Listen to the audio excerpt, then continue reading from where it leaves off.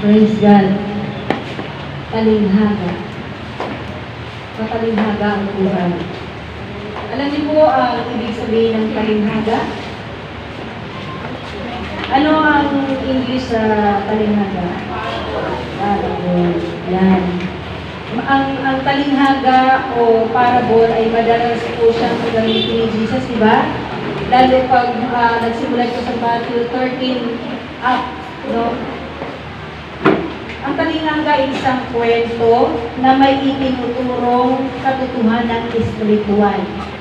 Yan po ang ibig sabihin ng talinghaga. Ulitin ko, ang talinghaga ay isang kwento na itinuturo na may katotohanan espiritual. Okay? Di ba, kagaya nung John 3:3, di ba yung must be born again? Talinghaga po yun, amen po ba? Ngayon, kapag hindi mo nanawaan yun, hindi mo talaga mo nanawaan. Pero, alam niyo, di ba tinanong ng mga alagad, si Jesus Christ na, bakit gumagamit ka sa kanila ng mga talinghaga? Amen? Issue sa kanila yun mga alagad. Bakit hindi diretsahan? Amen? Alam niyo, sabi niya, sa inyo, ipinagkaloob na maunawaan, pero sa kanila, hindi. Bakit kaya ipinagkaloob yung talinghaga, yung mga kwentong may itinuturing katotohanan ng spiritual? Bakit kaya dinadaan ni Jesus Christ sa talinghaga yung mga unbelievers? Okay? Hindi po doon sa mga believers. Okay? Kung bakit ganoon, ay naunawaan na po ng mga alagad ang talinghaga na, di ba, medyo mahirap kasi pagtalinghaga. Kasi pagka wala kang pangunawa, hindi mo talaga siya maunawaan, kwento mo, talinghaga lang, hindi. Kasi nga, wala kang kaunawaan, hindi po ba? Kung bakit sa mga unbeliever po yun, sinasabi, yun nga po, kanina sinasabi ng Mama Mary, na, kasi, nakakapagod kasi magkwento sa mga unbeliever, hindi talaga nila maintindihan. Pero doon sa mga alagad, kung bakit sila, nila naunawaan yung mga talinghaga, kasi po, sila po yung mga alagad na ng Diyos. Amen? Na ibig sabihin, ang mga alagad na ito ay dumating na po sa kanilang espiritu ng katotohanan. Amen po ba? At ang espiritu ng katotohanan, ito po yung nagpapaliwanag ng katotohanan sa mga alagad ng Diyos. Amen? Kung bakit ang mga talinghaga na binibitawan ni Jesus Christ ay nauunawaan kaagad ng mga alagad dahil po ang espiritu ng katotohanan ay nakarating na po sa kanila. Amen. Amen? Kaya yung mga talinghaga, naunawaan na po kaagad ng mga Kristiyano, ng mga anak ng Diyos sapagkat, di ba, yung mga mahihirap, di ba nag-revelations tayo, amen po ba? Di ba napakahirap naman ipaliwanag nun?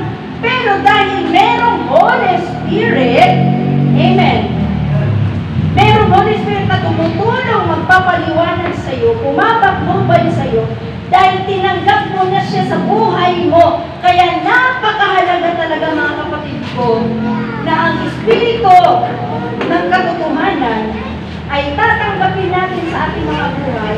Dahil pag wala ang Espiritu ng katotohanan, alam natin ang katotohanan ay ang salita ng Diyos. Amen. Ba? Dapat ang salita ng Diyos, ang Espiritu ng katotohanan, ay dapat po ay ating tanggapin. Amen. Sapagkat kung hindi po natin tatanggapin ang mga ito, kahit kailan hindi po natin maunawaan ang patungkol sa mga espiritual na bagay. Amen po ba? Kung bakit ang mga alagad ay nakakaunawa kaagad at hindi na po dinadaan sa mga talinghaga dahil bukas na po sila, bukas na po ang kanilang pang-unawa. Dahil nakarating na po sa kanila ang espiritu ng katotohanan na ito po ang nagpapaunawa sa kanila.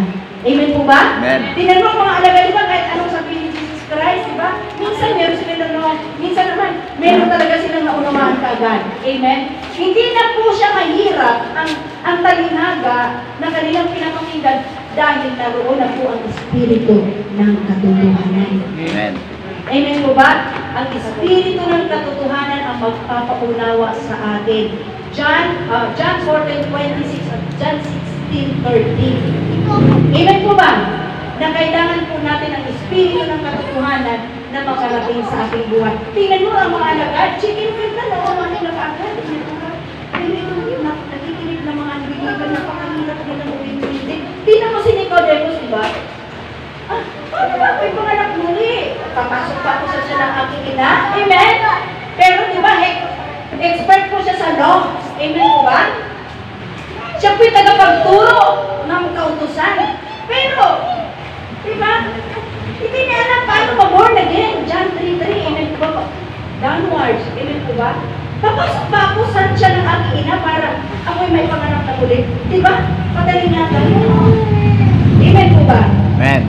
Pero hindi niya alam ang katotohanan. Sabi, ni-review nga siya, di ba? Ni Jesus Christ, sabi niya, ikaw, tagapagturo ka pa naman, you are a teacher of the law. Tapos hindi mo nalalaman. Di ba? Ibig sabihin, alam niyo mga kapatid ko, marami talagang nakakaalam sa Biblia. Teacher of the law. Pero hindi talaga nila lubusang naunawa ng Biblia kasi ang banal na espiritu ay hindi nakarating sa kanila.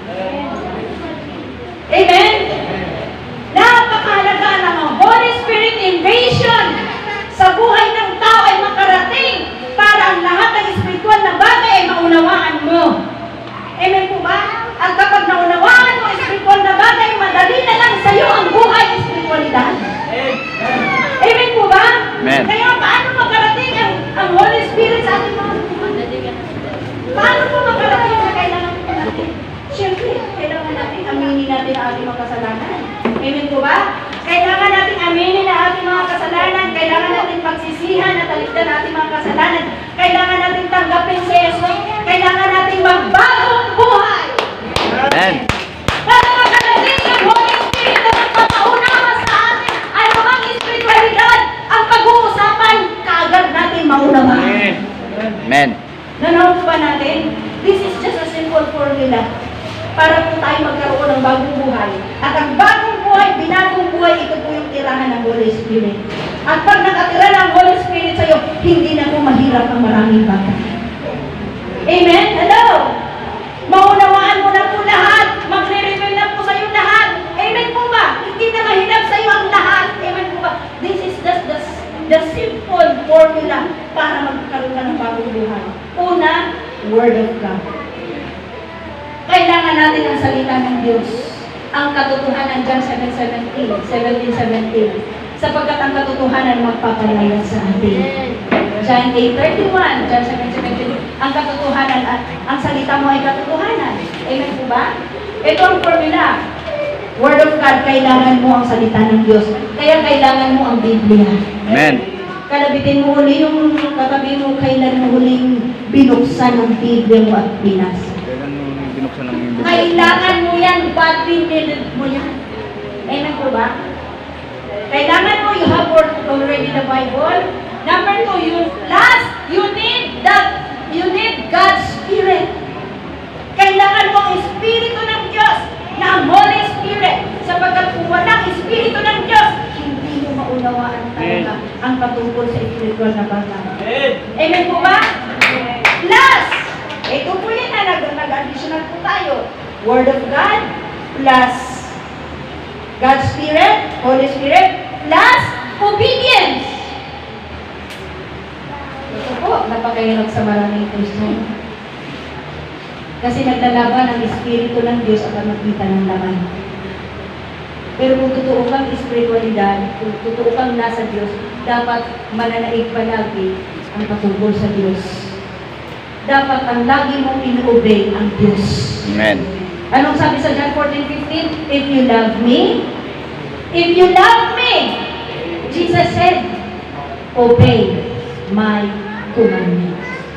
Marami nagsasabi, oh, mahal ko si Jesus. Nag-church ako. Amen? Naglilingkod ako. Huwag ka, maraming naglilingkod. Ito kasi Nicodemus, teacher of the law. Hindi niya alam. Kaya huwag tayong basta-basta naniniwala na well verse. Hello? Pero hindi niya alam paano mag-born again. Teacher of the law. Pharisee. Amen po ba?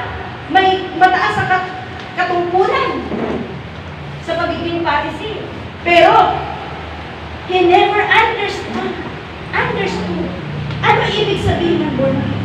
Ibig sabihin maraming nagtuturo ng Biblia na hindi talaga nakakaunawa sa kanyang tinuturo. Bakit? Hindi nababago ang buhay. Hello? Hindi nababago ang buhay. What's the use of reading the Bible? What's the use of teaching about the Bible? Being expertise in the Word of God. What's the use kung hindi magbago ang buhay mo? Anong kabuluhan?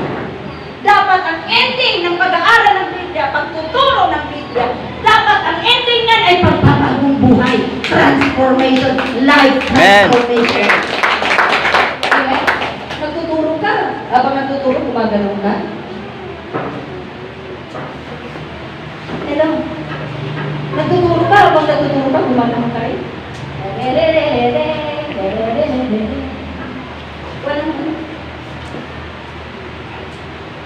Nagtuturo ka, pero ang dami mong galing, tampuin na natin. Maraming ganyan. Kaya maraming, maraming demonized Christian. Demonized.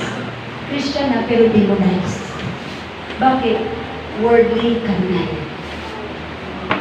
Hello? Pero walang taga Jesus my life mo. Hello? Amen po ba?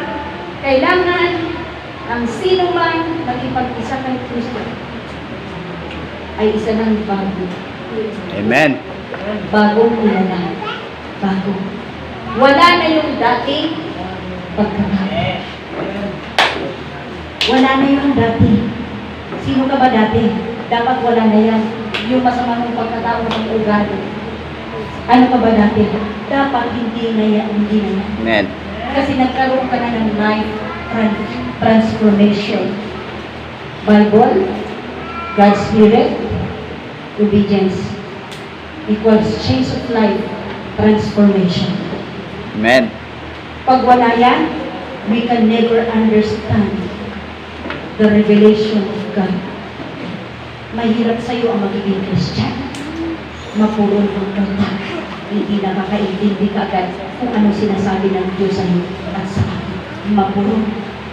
Amen? Kaya pag mapurol, hindi nakakasunod ka agad. Pag hindi nakakasunod ka agad, walang pagpapala, walang himala. Kasi po, sa pagsunod ay maraming pagpapala. Maraming. Amen. Amen po ba? Kaya nga itong mga alagad, ang palad ninyo, sapagkat sa inyo, ipinagkaloob ng maunawaan. Kasi bakit? Alagad na sila. Amen. May ginawa na sila ang alagad. Ano ibig sabihin ng alagad? Ang alagad, sumusunod. Maraming iniiwan yan, maraming sinusuko. Hello? Bago mamunawa na maraming bagay, marami kang munang isusuko, marami kang iiwan, marami kang isusurrender. Amen po ba? Hello? Marami ka. Sila, mga 11:59 na, time na, tumayo sa mga